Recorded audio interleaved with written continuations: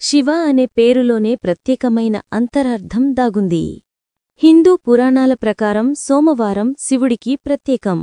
శివుడిని లింగరూపంలో పూజించడం వల్ల ఆ వ్యక్తి తన జీవితంలో ఉన్నత స్థాయికి చేరుకుంటారని వేదాలు వివరిస్తున్నాయి. శివుడు భక్తుల కోరికలను తేలికగా నెరవేరుస్తాడని, భక్తులను త్వరగా అనుగ్రహిస్తాడని ప్రతీతి. అయితే సోమవారం శివుడిని చాలా జాగ్రత్తగా పూజించాలి. కొన్ని పొరపాట్లను ఎట్టి పరిస్థితుల్లోనూ చేయకూడదు. శివపూజ చేసేటప్పుడు ఎలాంటి జాగ్రత్తలు తీసుకోవాలి, ఎలాంటి పొరపాటు చేయకూడదు ఈ వీడియోలో తెలుసుకుందాం. శివుడికి బిల్వపత్రం సమర్పించడం చాలా ముఖ్యం. 3 ఆకులతో కూడిన ఈ బిల్వపత్రం శివుడి 3 కనులతో సమానం. అలాగే ఈ ఆకు త్రిశూలానికి సంకేతం.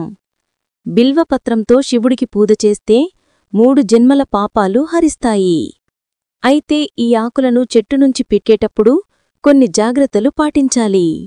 సోమవారం రోజు, అమావాస్య నాడు, మకర సంక్రాంతి, పౌర్ణిమ, అష్టమి, నవమి రోజులలో ఈ బిల్వపత్రాలను చెట్టు నుంచి కోయకూడదు. బిల్వ ఆకులను నేటితో శుభ్రం చేసిన తర్వాత శివుడికి సమర్పించాలి. శివలింగానికి కుంకుమ పెట్టకూడదు. కేవలం విభూతి గంధమును మాత్రమే ఉపయోగించాలి. శివుడు చాలా శ్రద్ధభక్తులతో ధ్యానం చేస్తుంటాడు. ఆయనకు కుంకుమ సమర్పించడం వల్ల ఎరుపు రంగులలో ఉండే ఈ కుంకుమ శరీరంలో చల్లదనాన్ని కలిగించడానికి బదులు వేడి పుట్టిస్తుంది. అందుకే కుంకుమపు బదులు తెల్లదాన్ని ఉపయోగించాలి. కొబ్బరి నీళ్లను ఎట్టి పరిస్థితుల్లో శివలింగంపై వేయకూడదు. శివుడికి పాలతో అభిషేకం చేసేటప్పుడు రాయి కలశాన్ని మాత్రం ఉపయోగించకూడదు. రాగి పాత్రల్లో పాలు పోయడం వల్ల అవి విషతుల్యమవుతాయి. కాబట్టి స్టీలు గిన్నెలతో కాని, మట్టి పాత్రలతో గాని పాలను అభిషేకం చేస్తే అత్యంత పుణ్యం. శివుడికి ఎల్లప్పుడూ ఎలాంటి పండ్లైనా నైవేద్యం సమర్పించవచ్చు. అయితే వెలగపండు శివునికి ప్రీతికరమైనది కాబట్టి వెలగపండు శివుడికి సమర్పిస్తే దీర్ఘాయుష్షు లభిస్తుంది. సంపంగి పూలతో శివుడికి ఎట్టి పరిస్థితుల్లోనూ పూజ చెయ్యకూడదు. శివుడు సంపంగి పూలకి శాపం విధించినట్లు చెబుతారు. ఒకసారి తప్పు సాక్ష్యం చెప్పడానికి సహాయం పడమని బ్రహ్మ సంపంగి పూలను అడుగుతాడు. దీంతో బ్రహ్మను సంపంగి పూలను శపిస్తాడు. శివుడిని పూజించే ముందు వినాయకుడిని పూజించాలి. అంటే నీళ్లు, పాలు వంటి వాటిని ముందు వినాయకుడి విగ్రహానికి సమర్పించిన తర్వాతే మరో దేవుళ్లకు ఉపయోగించాలి. ఎలాంటి పూజ చేసినా ముందు వినాయకుడిని పూజించాలని స్వయంగా శివుడే వివరించాడు.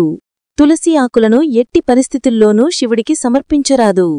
శివపూజను ప్రారంభించే సమయంలో తప్పనిసరిగా ఒక రాగి చెంబులో నీళ్లను ఉంచాలి. ఆ నీళ్లను ముందుగా ఈశ్వరుడికి సమర్పించిన తర్వాతే మనం పూజలను మొదలుపెట్టాలి. పరమేశ్వరునికి పాలు, పళ్ళు, ఇతర పదార్థాల కన్నా గంగా నీరంటే చాలా ఇష్టం. పూజ చేసే సమయంలో ఓం నమఃశివాయ మంత్రాన్ని స్మరించుకోవాలి. ఈ 5 అక్షరాల మంత్రం చాలా శక్తివంతమైనది. ఇలా పూజ చేసి శివుని అనుగ్రహం పొందండి. ఒకవేళ మీ ఇంట్లో శివలింగం పెట్టుకుంటే జలధార కంపల్సరీ ఉండాలి. అంతే, శివలింగంపై నీటికుండ కంపల్సరీ ఉండాలి. జలధార లేకుండా శివలింగం పెట్టుకుంటే మీ ఇంట్లోకి నెగిటివ్ అవుతుంది.